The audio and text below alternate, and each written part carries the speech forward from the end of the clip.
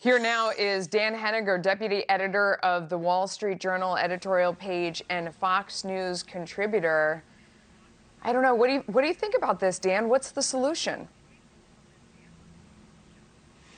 Well, I don't think the solution is what they're proposing.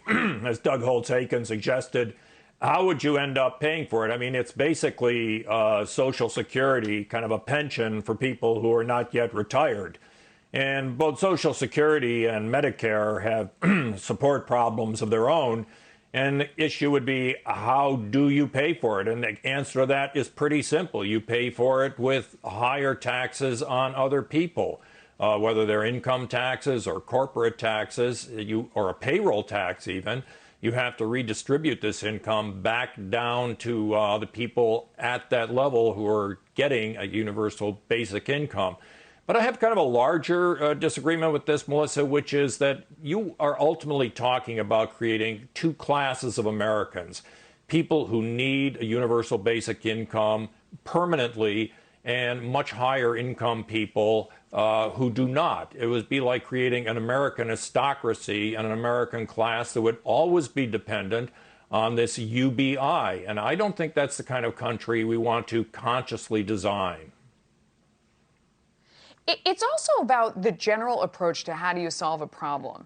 You know, when you look at, for example, we were talking to Councilman Levin on the show last week about reopening schools and the hardship that it would create to not have schools open. And he said they wanted to create a law where parents couldn't be fired because they weren't showing up for work because their kids couldn't go to school. And I said, why not, on the other hand, stagger kids through the day, as the private schools are doing, because they're fighting for the money and they're fighting for the tuition, where they have young kids starting at 7, some other kids starting at 10 a.m. In other words, they're finding a way to get the kids into the school because they need the tuition and get the parents back to work, as opposed to thinking of a solution from the other end of the spectrum, where we're going to make sure that parents still get paid for not going to work. Like, those two different ways that you kind of try and solve a problem of, is it either about getting the most people out there working and learning and part of the economy, or is it about, you know, creating